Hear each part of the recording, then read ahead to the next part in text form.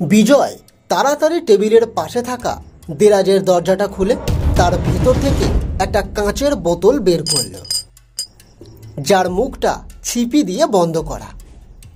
বোতলটিকে দেখে বিজয় একটু শান্তির নিঃশ্বাস ছাড়ল। বোতলটা যথাস্থানে রেখে লাইব্রেরি থেকে বের হওয়ার আগেই থমকে দাঁড়ালো বিজয়। সামনে নিজের ছেলে ঈশানকে দেখতে পেয়ে বিজয় যেন আকাশ থেকে পড়ল। বিজয় বলল, তুমি তুমি এখানে কি করছো ঈশান? কি করছো এখানে? ঈশান বলল, বাবা আগে বলো, এত রাতে তুমি লাইব্রেরিতে এলে কেন?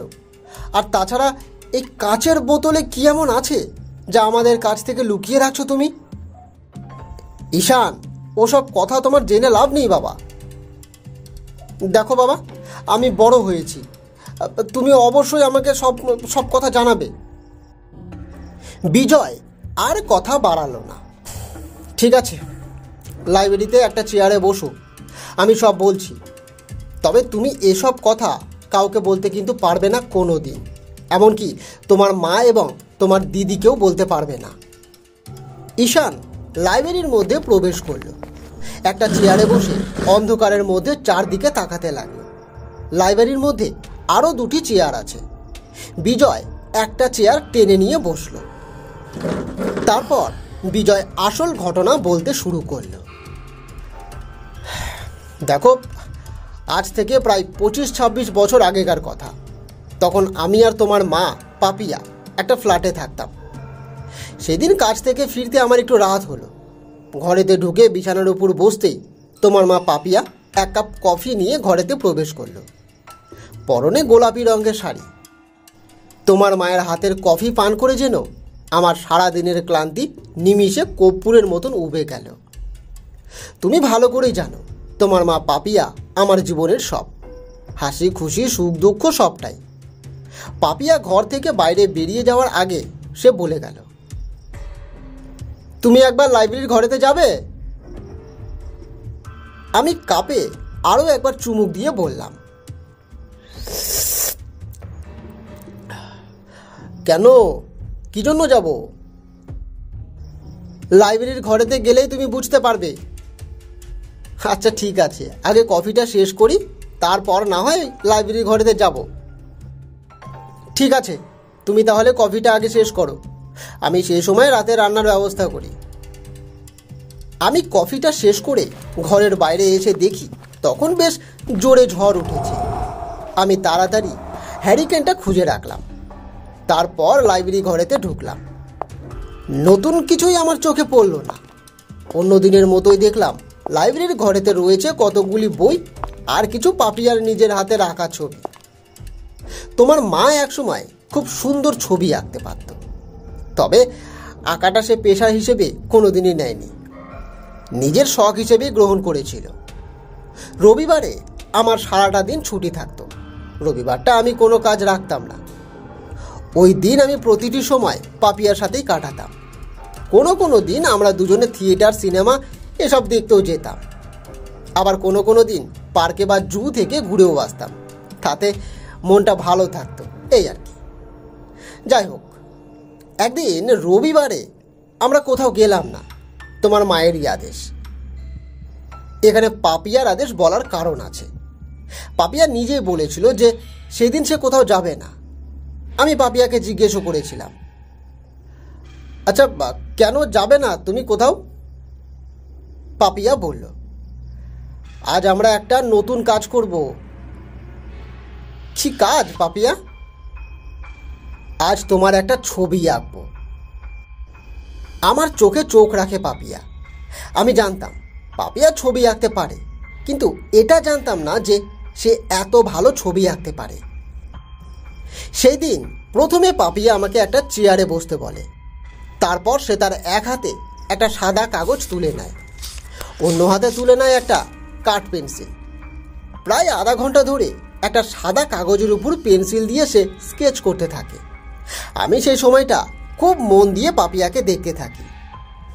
তার চোখ নাক আমাকে অভিভূত করে।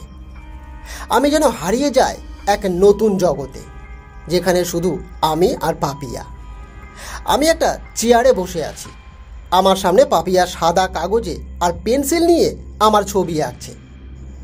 আঁকা শেষ হতেই আমার চোখ বিস্ফারিত হলো আঁকাটি দেখে। পাপিয়া যে এত ভালো আঁকতে পারে আমি আগে জানতাম না। সেজন্য অবিকল আমার ছবি এঁকেছে। চমক ভাঙলো পাপিয়ার ডাকে। লাইব্রেরিতে এসে একটা চেয়ারে বসে টেবিলের উপর মাথা রেখে ঘুমিয়ে পড়েছিলাম। চোখ খুলতে দেখতে পেলাম পাপিয়াকে। আমি ম্লান হেসে বললাম, তো তুমি লাইব্রেরি ঘরেতে আসতে বললে? হ্যাঁ, একটা ছবি দেখাবো তোমাকে। কি ছবি? তোমার দুই বন্ধুদের ছবি। আমার আমার বন্ধুদের? পাপিয়ার কথাতে আমি অবাক হলাম। হ্যাঁ, তোমার দুই বন্ধু আজ এখানে এসেছিল। আমার আবার কোন বন্ধু এসেছিল? তুমি ছবিতে দেখে নেবে কারা আজ আমাদের বাড়িতে এসেছিল, বুঝলে? তবে আজ একটা কথা বলতে পারি, তুমি ওই ছবিটা দেখলে আজ অবাক হয়ে যাবে। মানে? আমি বিস্মিত হলাম। আমি কেন অবাক হব? তুমি ওই চেয়ারে বসো, আমি এক্ষুনি ছবিটা নিয়ে আসছি। বসো। পাপিয়া বেরিয়ে গেল লাইব্রেরি ঘর থেকে। কয়েক মিনিট আমি একাই বসে রইলাম লাইব্রেরির ঘরে। কিন্তু পাপিয়া কেন আসছে না আমি বুঝতে পারলাম না। পাপিয়া বলল যে সে তাড়াতাড়ি আসছে, তাহলে পাপিয়ার আসতে এত দেরি হচ্ছে কেন? আমি আর বসে থাকতে পারলাম না। চেয়ার ছেড়ে উঠে দাঁড়ালাম। আমার হৃদস্পন্দন যেন বেড়ে গেল। আমি খুব দ্রুত লাইব্রেরির ঘর থেকে বাইরে বেরিয়ে এলাম। বাইরে আসতেই বুঝতে পারলাম অঘটনটা সত্যিই ঘটেছে। পাপিয়া মেঝেতে পড়ে আছে, আর তার পাশে পড়ে আছে পাপিয়ার আঁকা ছবিটা। আমি খুব তাড়াতাড়ি পাপিয়ার কাছে গেলাম। তাকে অনেকবার ডাকলাম, কিন্তু কোনো উত্তর পেলাম না। পাপিয়া? আমি পাপিয়াকে কোলে তুলে নিলাম। পাপিয়াকে কোলে নিয়ে শোয়ার ঘরেতে ঢুকে বিছানাতে শুইয়ে দিলাম। হাতে কিছুটা জল নিয়ে পাপিয়ার চোখে মুখে ছিটিয়েও দিলাম। তারপরেই পাপিয়ার জ্ঞান ফিরল। পাপিয়ার চোখের দিকে তাকাতেই আমার বুকটা ধপ করে উঠল। তার চোখগুলো তখন রক্তবর্ণ। আমি পাপিয়াকে জিজ্ঞেস করলাম, এই কি হয়েছে তোমার? তুমি বারান্দাতে? আর কিছুই বলতে পারলাম না। পাপিয়া বিছানার উপর উঠে বসে আমাকে জড়িয়ে ধরল। প্লিজ, আমাকে ছেড়ে তুমি কোথাও যাবে না, তাহলে আমি আর বাঁচবো না বিজয়, আমি আর বাঁচবো না। আরে কি হয়েছে তোমার? তুমি এসব কি বলছো? আমি পাপিয়ার কথাতে বেশ অবাক হলাম। পাপিয়া আর কোনো উত্তর দিল না। আবার সে জ্ঞান হারালো। আমি আবার তাকে বিছানাতে শুইয়ে দিলাম। তার চোখেতে জল ছিটিয়েও দিলাম। আবার চোখ খুলল পাপিয়া। সে বলল, বিজয়, বিজয়, তুমি ওই ছবিটা ছিঁড়ে দাও বিজয়। আরে কেন? ছবিটা আমি ছিঁড়ে দেবো কেন? সব বলবো। আগে তোমাকে যে কাজটা করতে বললাম সেই কাজটা করো না। আমি আর বিছানাতে বসে থাকলাম না। বিছানা থেকে উঠে সোজা বারান্দাতে চলে গেলাম। ছবিটা হাতে তুলতেই আমার মাথাতে যেন বজ্রঘাত ঘটল। ছবিতে আছে আমার দুই বন্ধু রতন আর রাজা, কিন্তু ওরা দুজনে প্রায় 2 বছর আগে এক অ্যাক্সিডেন্টে মারা গেছে। তাহলে আজ আমাদের বাড়িতে এলো কে? আমি আর কিছুই ভাবতে পারলাম না। আমার সারা শরীরে মৃদু কম্পনের সৃষ্টি হলো। আমি ছবিটা হাতে নিয়ে ঘরেতে ফিরে আসি। পাপিয়াকে বলি, আমার এই বন্ধুরা কি আজ আমাদের বাড়িতে এসেছিল? হ্যাঁ। তুমি তাদের ছবি আঁকতে গেলে কেন? তাদের দেখে আমার খুব ছবি আঁকার ইচ্ছে হয়েছিল তাই, কিন্তু এখন বলছি যে তুমি ওই ছবিটা ছিঁড়ে দাও, প্লিজ ছিঁড়ে দাও। পাপিয়ার মুখের কথাটা শুনে আমি সাথে সাথে ছবিটা ছিঁড়ে দিলাম।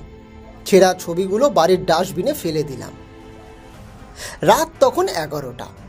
পাপিয়া বিছানাতে উঠে বসে, তার সাথে আমিও বিছানাতে উঠে বসি। আমি পাপিয়াকে জিজ্ঞেস করি, আচ্ছা কি হলো পাপিয়া? তুমি বিছানাতে উঠে বসলে কেন? এই তুমি একবার তাড়াতাড়ি লাইব্রেরি ঘরেতে যাও না। কেন কেন পাপিয়া, কেন যাব আমি লাইব্রেরিতে? আমি জানি না, তুমি একবার প্লিজ লাইব্রেরি ঘরেতে ঘুরে এসো, যাও না। এখন এখন আমার খুব ভয় করছে। আমি তাড়াতাড়ি বিছানা ছাড়লাম, দ্রুত লাইব্রেরি ঘরেতে গেলাম, কিন্তু কিছুই দেখতে পেলাম না। আমি আবার নিজের ঘরেতে ফিরে এলাম। দেখলাম পাপিয়া তখনও বিছানার উপরে বসে আছে।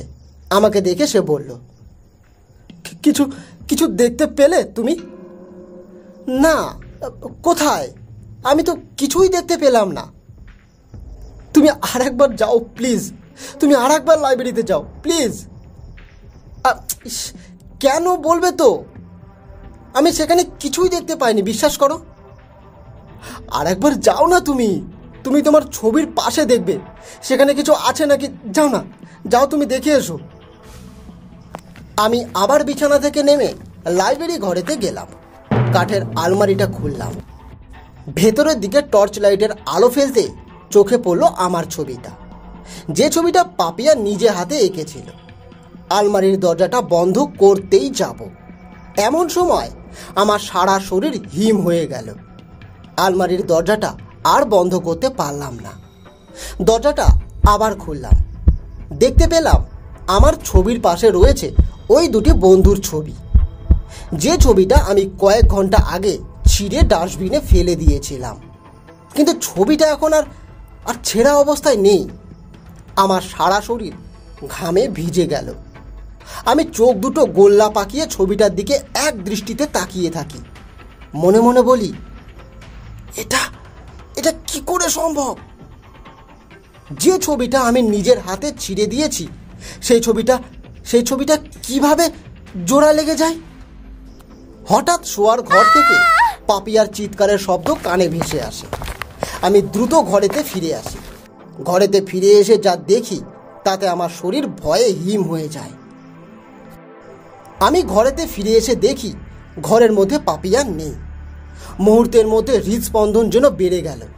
একটু আগে যাকে ঘরেতে দেখে গেলাম সে এখন ঘরেতে নেই, তাহলে গেল কোথায়? আমি আবার দ্রুত লাইব্রেরিতে ফিরে আসি। ফিরে এসে দেখি সেখানে একটা চেয়ারে মাথা নিচু করে পাপিয়া বসে আছে। কিন্তু আশ্চর্যের কথা হলো, শোয়ার ঘর থেকে লাইব্রেরিতে আসতে হলে বারান্দা দিয়েই আসতে হবে। কিন্তু আমি লাইব্রেরি থেকে শোয়ার ঘরেতে যাওয়ার সময় পাপিয়াকে দেখতেই পাইনি। দাঁড়িয়ে থেকে আর বেশি সময় নষ্ট করলাম না। আমি দ্রুত পাপিয়াকে শোয়ার ঘরেতে নিয়ে গেলাম। বিছানায় সে শুয়ে পড়ল, আমিও তার পাশে শুয়ে পড়লাম। সেদিন রাতটা যে আমার কি করে কাটলো আমি নিজেও জানি না। সারা রাত আমি পাপিয়ার পাশে শুয়েছিলাম, কিন্তু এক সেকেন্ডের জন্য আমার চোখের পাতা বন্ধ হয়নি। সকাল হতেই লাইব্রেরিতে ছুটে গেলাম। আমি লাইব্রেরির আলমারির দরজাটা খুলে ভালো করে দেখলাম, কিন্তু সেই ছবিটা আমি আর দেখতে পেলাম না। বুকটা যেন ধপ করে উঠল আমার। সকালে পাপিয়া আমাকে সব কথা খুলে বলল। গতকাল রাত্রে পাপিয়া যখন ছবিটা আনতে গিয়েছিল, তখন সেই ছবিটার মধ্যে থেকেই ছবি দুটো কথা বলে ওঠে, যে কারণে সে ভয়ে জ্ঞান হারায়। 3 দিন পর এক অমাবস্যা রাত্রে হঠাৎ এক দমকা বাতাস দরজা দিয়ে ঘরের ভেতরে প্রবেশ করল। ঠিক তারপর থেকে শুরু হলো এক অবাস্তব ঘটনা। বিছানাতে আমি পাপিয়ার শরীরে হাত দিতে গেলাম। ঠিক তখনই পাপিয়া আমার হাতটা তার শরীর থেকে সরিয়ে দিল। সে বলল, আমার শরীরে তুমি হাত দেবে না। আমি বিস্মিত কণ্ঠে বলে উঠলাম, কেন?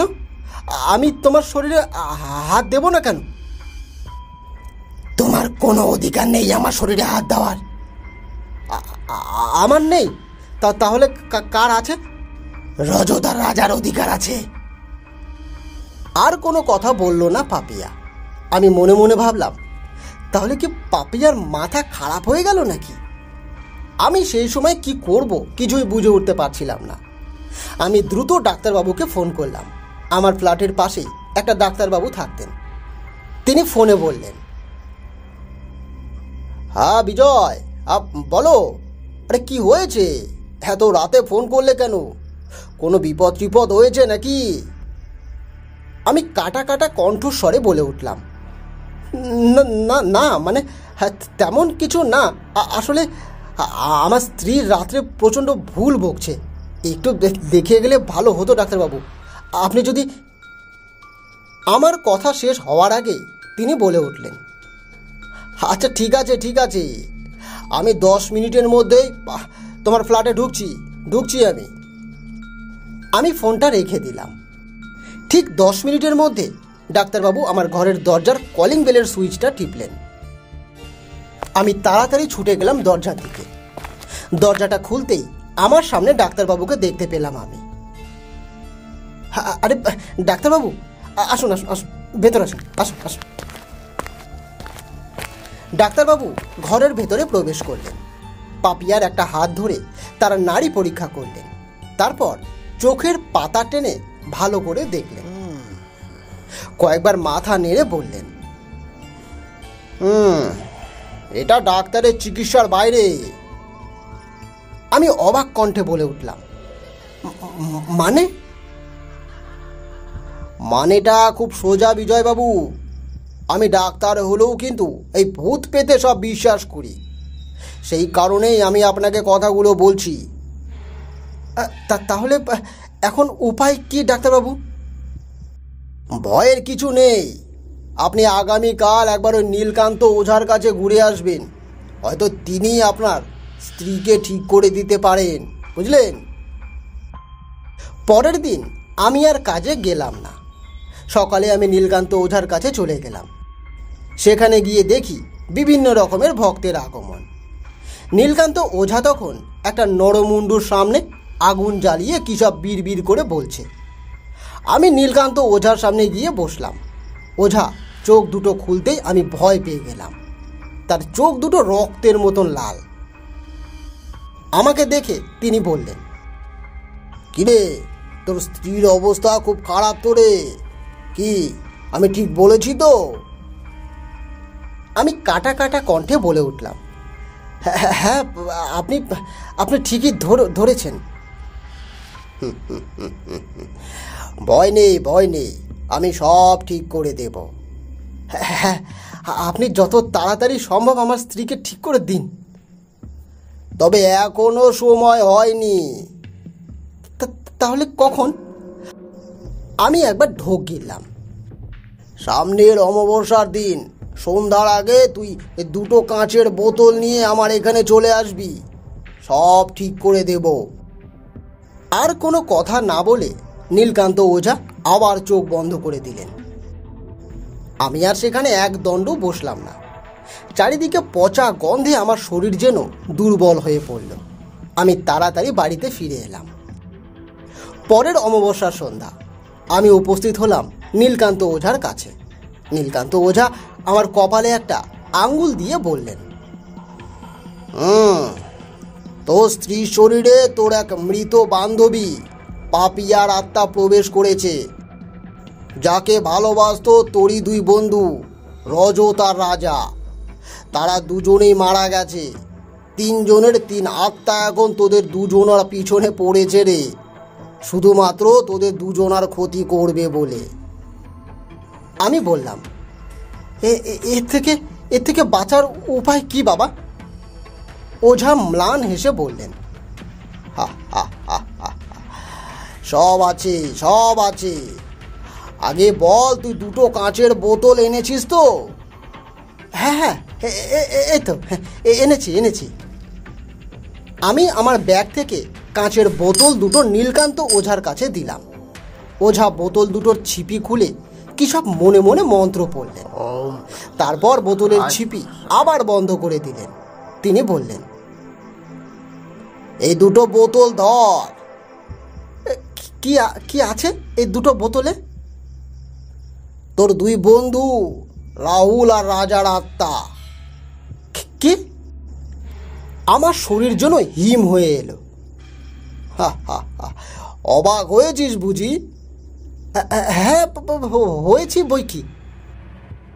তাহলে শোন, আজ রাত্রে 2টো বোতল তুই তোদের শোয়ার বিছানার নিচে রেখে দিবি। বোতল 2টো বিছানার নিচে রেখে দিলেই পাখি তোর স্ত্রীর শরীর থেকে বেরিয়ে যাবে। আমি আর কোনো প্রশ্ন করলাম না। আমি কাঁচের বোতল দুটো নিয়ে আবার ব্যাগের মধ্যে রেখে দিলাম। ওঝার কথাটা আমার খুব একটা মনগত হলো না। বোতলে যে দুটো আত্মা রাখা আছে তার কোনো প্রমাণ আমি পেলাম না। বোতল দুটো আগে যেমন ছিল আত্মা রাখার পরও তেমনই আছে। বাড়িতে ফিরে আমি কাঁচের বোতল দুটো বিছানার নিচে রেখে দিলাম। তারপর একটু যেন শান্তির নিঃশ্বাস ছাড়লাম।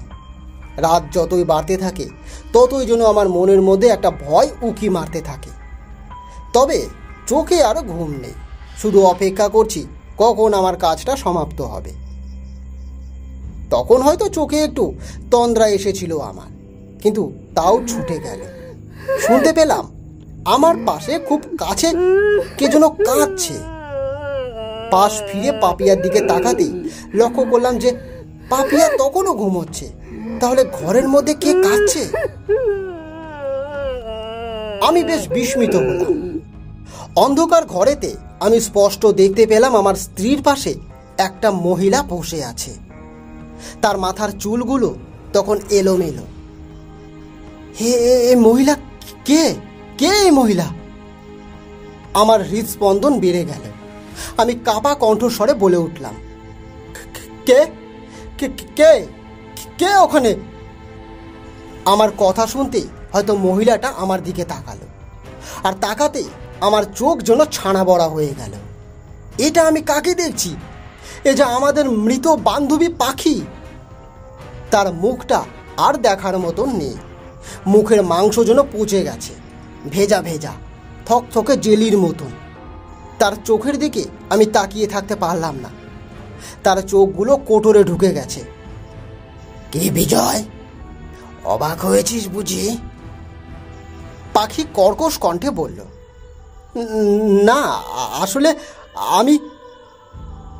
আমার মুখ থেকে কথা আর বেরিয়ে আসতে চাইছে না। সারা শরীর ঘামে ভিজে গেছে। আমার এমন অবস্থা দেখে পাখি অট্ট হাসি হাসল। সে বলল, আজ থেকে আমরা তিনজনে তোদের দুজনকে মুক্তি করলাম। মানে কি বলতে চাচ্ছিস তুই? আমি অনেক কষ্টে কথাগুলো বললাম। আসলে তোর বিছানার নিচে যে দুটো কাঁচের বোতল আছে, সেই বোতলে রজত আর রাজা বন্দি আছে। ওদের দুজনকে ছেড়ে দিলেই আমি তোদের দুজনকে ছেড়ে অনেক দূরে চলে যাব। সত্যি সত্যি বলছিস? হ্যাঁ বিজয়, আমি সত্যি কথাই বলছি। এবার পাখির চোখে জল দেখলাম। বুঝলাম না তার এমন হওয়ার কারণটা কি। তবে আমি না জিজ্ঞাসা করেও থাকতে পারলাম না। আমি বললাম, এই পাখি, তোর চোখে জল কেন রে? রজত আর রাজা দুজনে কাঁচের বোতলের ভেতরে খুব কষ্ট পাচ্ছে রে। সেই জন্যই আমি বলছি, প্লিজ তাড়াতাড়ি বোতলের ছিপি দুটো খুলে দে। আমি তাড়াতাড়ি বিছানা থেকে নেমে দাঁড়ালাম। মাথা নিচু করে বিছানার নিচ থেকে কাঁচের বোতল দুটো বের করলাম। বোতলের ছিপি দুটো খোলার আগে একবার তাকালাম পাখির দিকে। পাখি তখন ম্লান হাসছে। তার দৃষ্টি তখন ওই বোতল দুটির দিকে। আমি তাড়াতাড়ি বোতল দুটির ছিপি খুলে দিলাম। সাথে সাথে ঘটে গেল এক অঘটন। এক প্রচণ্ড চিৎকার করে আমার স্ত্রী বিছানার উপরে উঠে বসে। তার চোখ দুটো তখন রক্তের মতন লাল, চোখের মণি দুটো ধপধপে সাদা। আমার সারা শরীর হিম হয়ে এলো। বোতল দুটোর ভেতর থেকে সাদা রঙের এক প্রকারের ধোঁয়া বের হয়ে এলো। বাতাসে ভেসে যেতে যেতে আমার স্ত্রীর সামনে হঠাৎ স্থির হলো। তারপর বাতাসে সব মিলিয়ে গেল। আমি বিছানার দিকে ফিরে দেখলাম পাপিয়া আবার বিছানায় শুয়ে পড়েছে। সে আবার যেন গভীর ঘুমে আচ্ছন্ন হয়েছে। তবে আর পাখিকে দেখতে পেলাম না। সেও হয়তো বাতাসে তাদের সঙ্গে মিলিয়ে গেছে। এই ঘটনার 3 মাস পর আমরা দুজনে বাড়িতে ফিরে এসেছি। আমার কেনা নতুন ফ্ল্যাটটা অনেক কম দামে বিক্রি করতে হয়েছে। এই ঘটনার পর থেকে আমি অফিসে বাড়ি থেকে যাতায়াত করতাম, আর কোনো অসুবিধে হতো না। ধীরে ধীরে সব মানিয়েও নিয়েছিলাম। তবে তারপর আরও একদিন নীলকান্ত ওঝার কাছে গেলাম। নীলকান্ত ওঝা একটা কাঁচের বোতল হাতে দিয়ে বলল, এই বোতলে 3টে আত্মা একসাথে রাখা আছে। বোতলটা যত্ন করে রেখে দিবি, যেন ভেঙে না যায়। ভেঙে গেলেই চরম বিপদ। আমি কাঁপা কাঁপা কণ্ঠস্বরে বলে উঠলাম, কি কি কি কি বিপদ? বিপদের কথা শুনে লাভ নেই। তোর ছেলে আর মেয়ের বিয়ে হয়ে যাওয়ার পর এ বোতলটা গঙ্গায় ভাসিয়ে দিয়ে আসবি, সব বিপদ কেটে যাবে। তাই আজ বাড়িতে এমন ভুতুড়ে ঘটনা ঘটেছে বলে কাঁচের বোতলটা ঠিক আছে কি না তাই দেখতে এলাম। ঈশান তার বাবার মুখের কথা শুনে স্তম্ভিত। তার সারা শরীর ভয়ে ঠক ঠক করে কাঁপছে। ঈশান কাঁপা কাঁপা কণ্ঠে বলল, বাবা বাবা বোতল ঠিক আছে তো? হ্যাঁ রে বাবা, ঠিক আছে। বাবা, একটা কথা তোমাকে জিজ্ঞেস করব। হ্যাঁ, কি কথা বল। আচ্ছা, ওই তিনটি আত্মা কি তোমার বিয়ের পর থেকে আমাদের ক্ষতি করার চেষ্টা করছে বাবা? না রে, আমার বিয়ের আগে থেকেই। সেই সব ঘটনা আমি অন্যদিন তোমাকে বলবো, আজ বললে আরো ভয় পেয়ে যাবি। আর এখানে বসে থাকা উচিত হবে না রে। এবার চল, ঘরে গিয়ে একটু ঘুমিয়ে নি, বেশ অনেক রাত হয়েছে। ঈশান আর কিছু জিজ্ঞেস করলো না, বাধ্য ছেলের মতো বাবার কথা শুনল। দুজনে লাইব্রেরি থেকে বেরিয়ে এসে সিঁড়ি বেয়ে উপরে ওঠার সময় ঈশান অনুভব করে তার সাথে সাথে সিঁড়ি বেয়ে কেউ একজন উপরে উঠছে।